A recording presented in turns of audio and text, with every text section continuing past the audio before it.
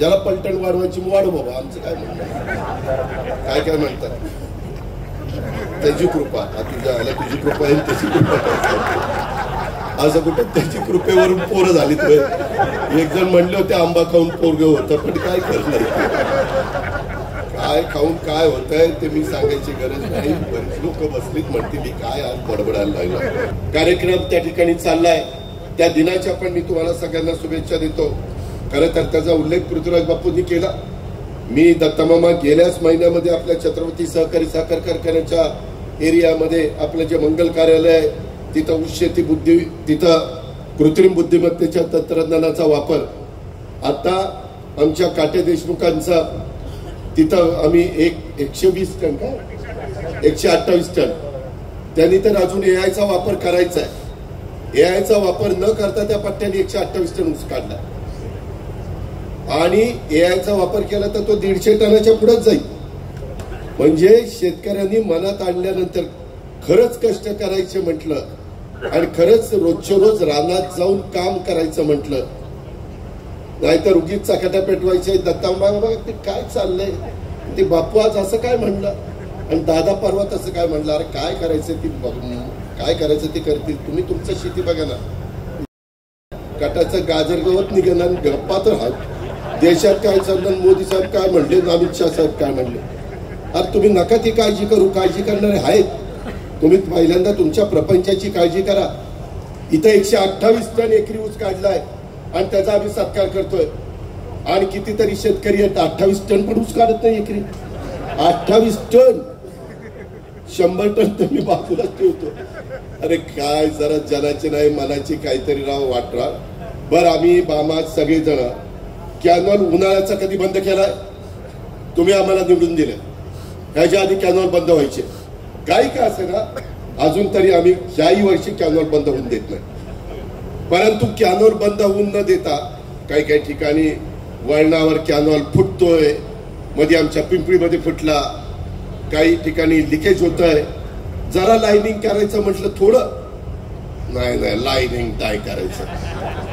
अरे आता नवीन जे प्रकल्प होतात तिथं 100% बंद पाईपलाईन बंद पाणी द्यावं लागतं. हे फाटेन कॅनॉल तर बंदच केलेले आहेत, तिथं ते ऐकतात. परंतु आम्ही आता तुमच्याकडे 5 वर्षांनी यायचं असतं, पुन्हा आता जिल्हा परिषद यायचं, नगरपालिका, त्याच्यावर जास्त दुखून पण चालत नाही. आम्ही आमच्या एका मनाला सांगतो गपरे गपरे गपरे, कारण शेवटी बटन दाबून घ्यायचं असतं तुमच्याकडे, लय वेगळं. त्याच्यावर मोदी साहेब म्हणतात नाही एकाच वेळेस निवडणुका उद्या परत 5 वर्ष काही नाही. तसं झाल्यावर जरा शिस्त आणता येईल. म्हणजे आता नाही आणायची काही काळजी करू. पण मित्रांनो, काही भागामध्ये टेलला पण आपले इंदापूरचे बांधव राहतात. माझ्या वीरमधनं नीरा डावा उजवा कालवा सुरू झाल्यानंतर आपल्यालाही पाण्याची जी पाळी आहे ती आज 45 दिवस 40 दिवस कधी 50 दिवस मिळत नाही, ती लवकर मिळायला सुरुवात होईल. आमचे आजोबा सांगायचे आम्हाला 15 दिवसांनी फाटा सुटायचा, म्हणजे आजोबा आयात असताना. आता तर तसं नाहीये. आणि त्याच्यात झालंय काय, काय काय लोक फार वस्तात निघाली. त्यांनी काय केलं, नेमकं दूरची कॅनॉलच्या वर मस्तपैकी जिरायत जमिनी स्वस्तात घेतल्या, पाईपलाईन केली, वीर पाडली कॅनॉल खाली आणि पाणी दिलंय वर.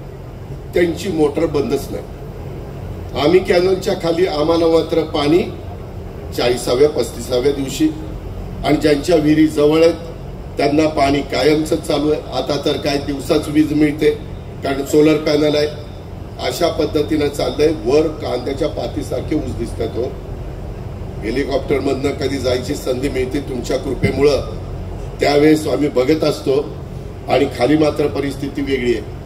त्यात दत्तामामा पण हुशार, त्यांनी पण माळावर लय जमीन कुठं कुठे घेतली. आता येताना मला काय सांगतोय, मी जागा सांगत नाही, दादा इथं जमीन घेतली होती, पुढे रस्ता रुंद होईल, पण आयला तिथंच पूल आला नाही तिच्या आयला. म्हणजे बघा डोकं कुठं चाललंय की रस्त्याच्या कडेला जमीन तिच्या आयला. आमच्या बाप दादाने कधी आम्हाला कळलं नाही, आम्ही रस्त्याच्या कडेने घेतल्या असत्या. त्याच्यामध्ये म्हणजे एका गोष्टीचं कौतुक काय करेन, त्यांना पुढचं दूरची दृष्टी आहे. फक्त ती दूरची दृष्टी आम्हालाही सगळ्यांना सांगितली तर आमचंही बोलवी त्याच्यात असं आम्हाला म्हणायचं. त्याच्यात आली 10 एकर आणि त्याला झाली 2 पोरं, ती आला 5 एकरात आणि नंतर झाला अत्यल्प भूधारा आणि नंतर तर पुढचा भूमीहीन होणार आहे का काय कुणाला माहिती. हे असलं होतंय. त्याच्याकरता प्रपंच वाढवत असताना कुटुंब मर्यादित ठेवा. त्यामध्ये आम्हाला बरेच कायदे करायचे होते पण काही अडचणी आल्या.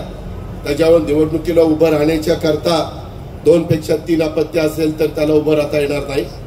त्याच्यामध्ये आम्ही वेगळा विचार करत होतो की ज्या सवलती सरकार देतं त्या सगळ्या सवलती तुम्हाला पाहिजे असतील तर 2 पेक्षा 3रं अपत्य असेल तर त्याला मिळणार नाही. जो मर्यादित ठेवेल त्याला मिळेल. ज्याला पलटण वाढवायची वाढव बाबा, आमचं काय म्हणणं. काय म्हणतात त्याची कृपा. तुझ्या आला तुझी कृपा आहे त्याची कृपा. असं कुठं त्याची कृपेवरून पोरं झाली. एक जण म्हणले होते आंबा खाऊन पोरग होतं पण काय करणार. काय खाऊन काय होतंय ते मी सांगायची गरज नाही. बरेच लोक बसलीत म्हणतील काय आज बडबडायला लागलं. मला एवढंच